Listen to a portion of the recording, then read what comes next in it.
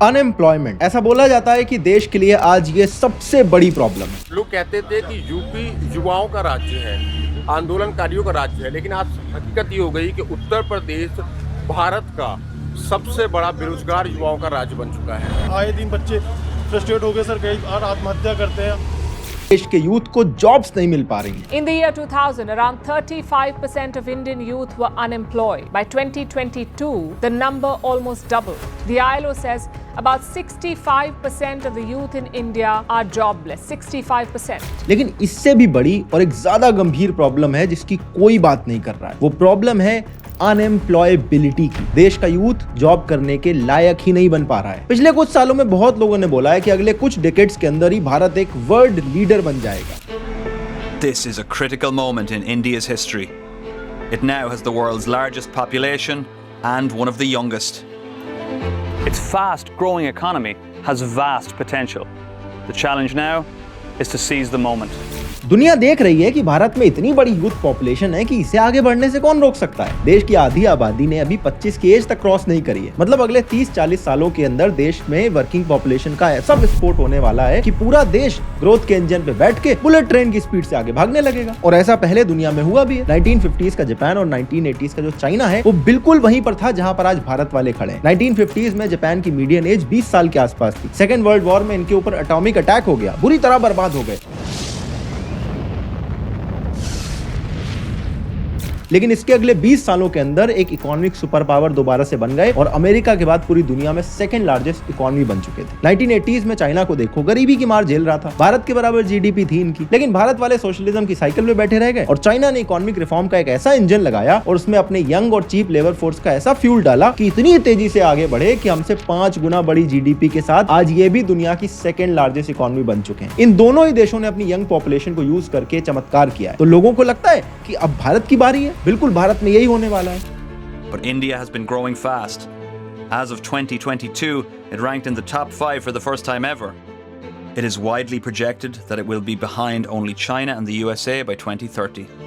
लेकिन ऊपर ऊपर से भले ही लोगों को लग रहा हो, थोड़ा सा डीपली देखो तो सच सामने आ जाता है। भारत में यंग पॉपुलेशन तो है, लेकिन उसका एक बहुत बड़ा हिस्सा ऐसा है जो जॉब करने के लायक ही नहीं। ग्रेजुएट स्टूडेंट्स को देखो तो 80% के पास नौकरी नहीं है और टोटल अनएम्प्लॉयड लोगों में 83% लोग ऐसे हैं जिनकी एज 34 साल से कम है। 83% of the jobless workforce in India is under 34 years of age. So most of the unemployed people are young. And this is worrying because India's young population is seen as a national asset. तो जिस population से आप उम्मीद लगा रहे हैं उनके पास तो नौकरियां नहीं है। टोटल पॉपुलेशन को देखो तो आज से 24 साल पहले भारत में सिर्फ 35% लोग अनएम्प्लॉयड थे, लेकिन आज ये नंबर 65% पे पहुंच चुका है। सुनने में लग रहा होगा कि देश में नौकरियां खत्म हो गई हैं, लेकिन बात इससे थोड़ी गहरी है। देश में हर साल 1 करोड़ बच्चे ग्रेजुएट हो रहे हैं। जितनी स्वीडन की टोटल पॉपुलेशन है उतने बच्चे यहाँ पे पढ़ पढ़ के निकल रहे हैं। इनमें से 50 लाख ऐसे हैं जो कोई भी नौकरी करने के लायक तक नहीं है, यानी कि अनएम्प्लॉयबल है। टीसीएस वालों ने इसी वीक बोला है कि 80,000 वैकेंसी हमारे यहाँ खाली पड़ी है, लेकिन उसको फिल करने के लिए स्किल्ड बच्चे नहीं मिल रहे हैं। और ये जो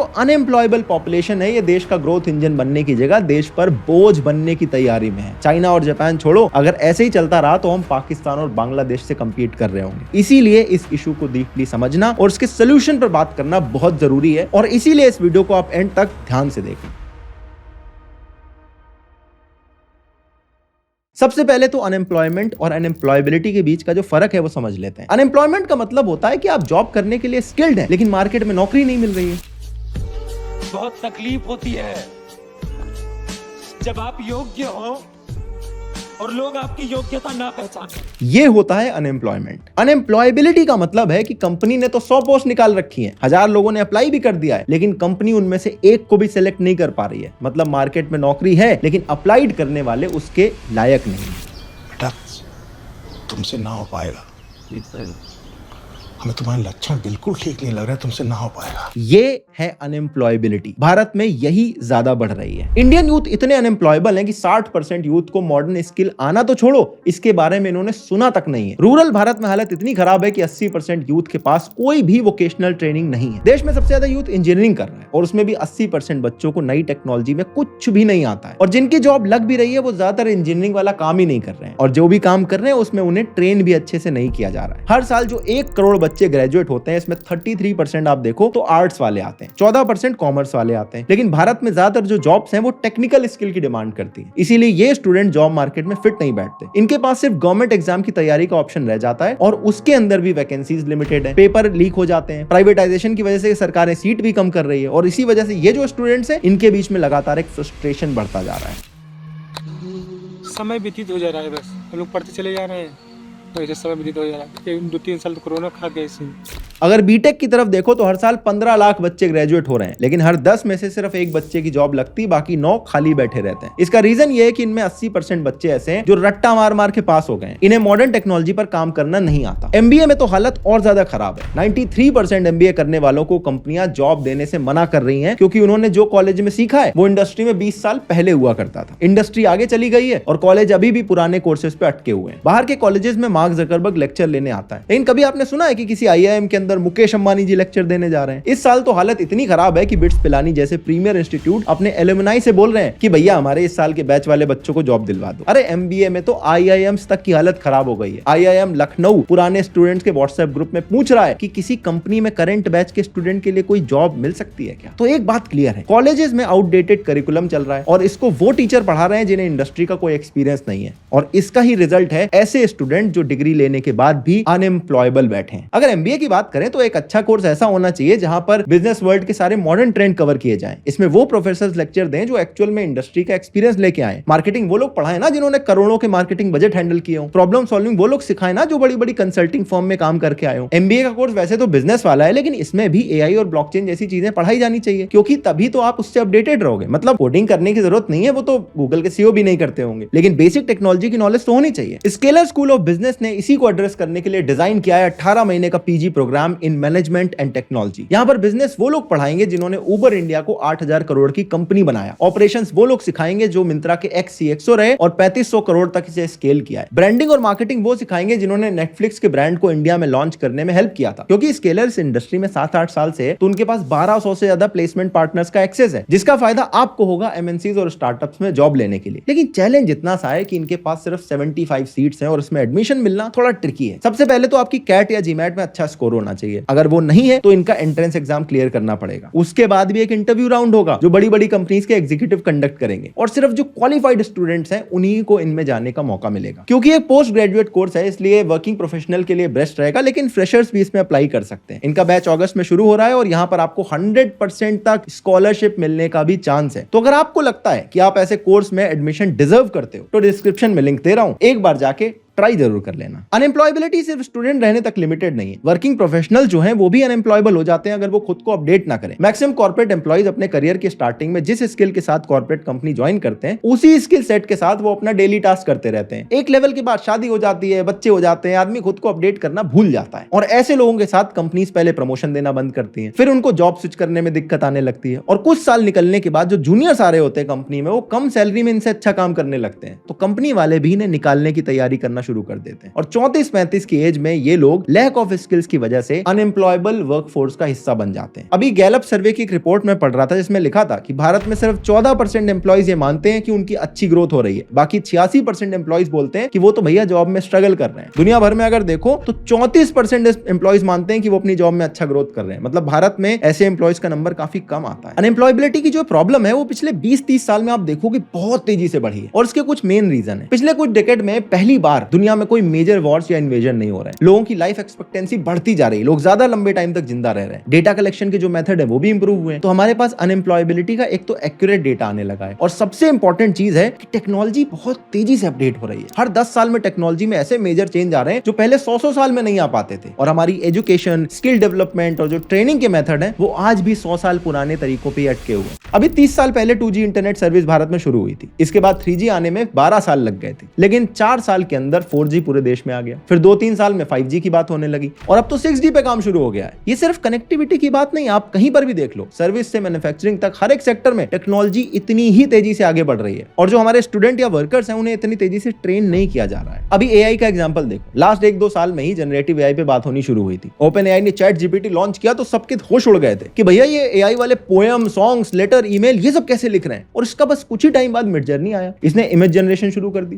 शुरू में इसकी इमेज देख के लोग मजाक उड़ा रहे थे कि ये क्या घटिया इमेज है। और फिर कुछ महीनों के अंदर इन्होंने इतनी रियलिस्टिक इमेज जनरेट कर दी कि एक बंदा फोटोग्राफी कॉन्टेस्ट में गया एआई इमेज लेके और वो अवार्ड जीत गया। सोनी वालों का कॉन्टेस्ट था ये। इसके बाद एआई ने वीडियो जनरेशन शुरू कर दिया। अप्रैल 2023 में विल स्मिथ ईटिंग स्पेगेटी का वीडियो आया था। ऐसा वीडियो था, सब लोग हंस रहे थे कि अरे क्या घटिया वीडियो बना रहे हैं ये। लेकिन अभी ओपन एआई ने सोरा लॉन्च करा है कुछ महीनों पहले और मूवी प्रोडक्शन लेवल के वीडियो कुछ सेकंड्स में लोग जनरेट कर रहे हैं। सोरा की कैपेबिलिटी देखते हुए हॉलीवुड का एक फिल्म मेकर है टाइलर पेरी, इन्होंने कहा कि भैया जो मैं पहले कई बिलियन डॉलर लगा के अपना स्टूडियो एक्सपैंड करने वाला था, अब मैं इस प्रोजेक्ट में पैसा नहीं फूकूंगा। इसका मतलब है हर फील्ड में एआई इतनी तेजी से इंपैक्ट कर रहा है। लेकिन एक कॉलेज का करिकुलम दिखा दो जहां पर इन्होंने इसे एज ए स्किल सिखाना शुरू किया हो। कितनी कंपनी ऐसी हैं जो अपने एम्प्लॉयज को एक्टिवली इस तरह की स्किल्स पर प्रिपेयर कर रही हैं। और इसीलिए मैं कह रहा हूं जितनी तेजी से टेक्नोलॉजी ग्रो करेगी उतने ही ज्यादा अनएम्प्लॉयबल लोगों का परसेंटेज बढ़ता चला जाएगा। और इस प्रॉब्लम का कितना बड़ा लेवल पर इंपैक्ट हो सकता है एक बार मेरे साथ इमेजिन करके देखो। अगर हमारे देश में यूथ पॉपुलेशन का एक बड़ा हिस्सा ऐसे अनएम्प्लॉयबल बना रहा तो उसका सीधा सीधा इंपैक्ट भारत की प्रोडक्टिविटी पे पड़ेगा। इससे हमारी इकोनॉमी के साथ साथ जीडीपी नीचे चलती चली जाएगी। और इस बात को समझना बड़ा सिंपल है। आज भारत में हजारों एमएनसीज ऑपरेट कर रही हैं। वो इसीलिए तो कर रही हैं क्योंकि यहाँ पे चीप और स्किल्ड यंग वर्कफोर्स मिल रही है। अब अगर टाइम के साथ साथ हम अपनी वर्कफोर्स को नई स्किल नहीं सिखा पाएंगे तो एमएनसी वाले किसी दूसरे देश में शिफ्ट हो जाएंगे। और इसका रिजल्ट ये होगा कि भारत में एक तरफ तो यूथ बेरोजगार होगा, दूसरी तरफ जो टैक्स जनरेशन हो रहा था वो भी कम हो जाएगा, इकोनॉमिक ग्रोथ भी तुरंत रुक जाएगी। और ये सब होने के साथ ही देश के अंदर crime, drug consumption, suicide rate ये सारे तेजी से ऊपर भागने लगेंगे। सर्विस सेक्टर और मैन्युफैक्चरिंग सेक्टर ये दो ही बड़े सेक्टर हैं जहां से सबसे ज्यादा स्किल्ड बेस्ड एम्प्लॉयमेंट जनरेट होता है और ये दोनों ही सेक्टर ठप पड़ जाएंगे। भारत के टोटल जीडीपी में 50% कंट्रीब्यूट करता है सर्विस सेक्टर। 2023 में यहाँ पे 39 लाख लोगों की जॉब क्रिएट हुई थी जो कि किसी भी इंडिविजुअल सेक्टर में सबसे ज्यादा था। 1980s में सर्विस सेक्टर तेजी से बढ़ना शुरू हुआ था। 91 के इकोनॉमिक रिफॉर्म के बाद और तेज हो गया। इसमें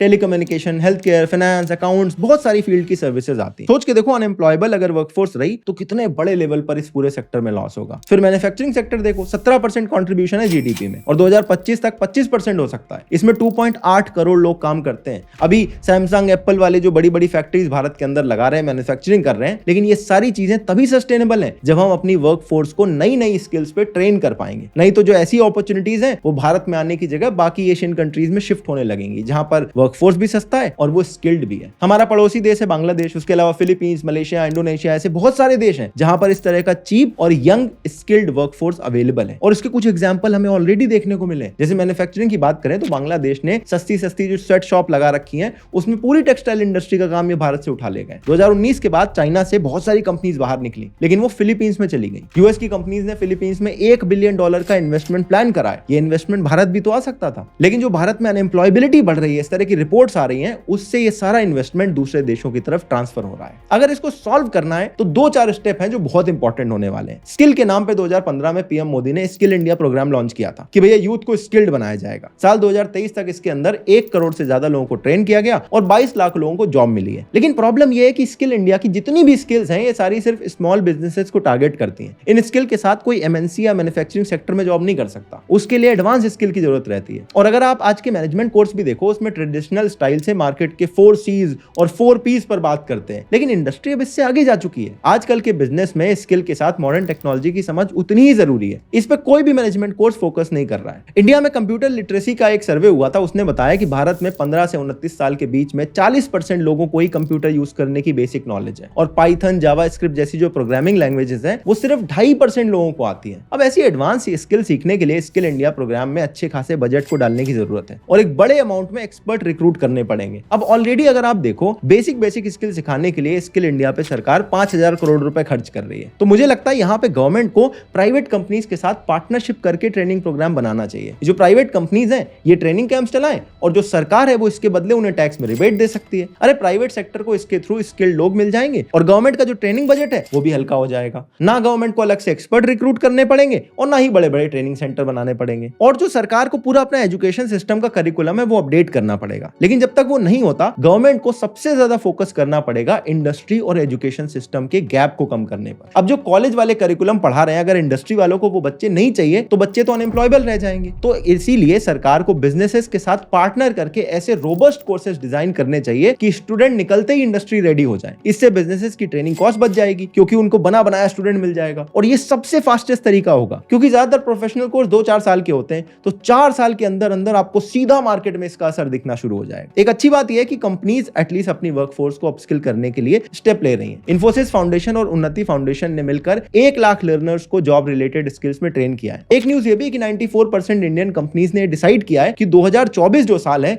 इसमें वो अपने एम्प्लॉइज को नई स्किल सिखाने पर ही पूरा जोर देंगे। मुझे पर्सनली ऐसा लगता है कि अनएम्प्लॉयबिलिटी अनएम्प्लॉयमेंट से ज्यादा बड़ी प्रॉब्लम है और इसके लिए एजुकेशन सिस्टम, सरकार और कंपनीज ये सारे के सारे लोग इक्वली जिम्मेदार हैं। और मुझे ऐसा लगता है कि जितनी बातें हम दिन रात अनएम्प्लॉयमेंट के फिगर्स पर करते रहते हैं, अगर उसका 1% ध्यान भी हम अनएम्प्लॉयबिलिटी को सॉल्व करने में लगा दें तो पूरे देश में अनएम्प्लॉयमेंट की दिक्कत अपने आप सॉल्व हो जाएगी। आपका इस पर क्या सोचना है मुझे कमेंट में बताना। डिस्क्रिप्शन में स्केलर स्कूल ऑफ बिजनेस का लिंक है, आप उन्हें एक बार चेकआउट जरूर करना। मैं मिलता हूं नेक्स्ट वीडियो में। जय हिंद, वंदे मातरम।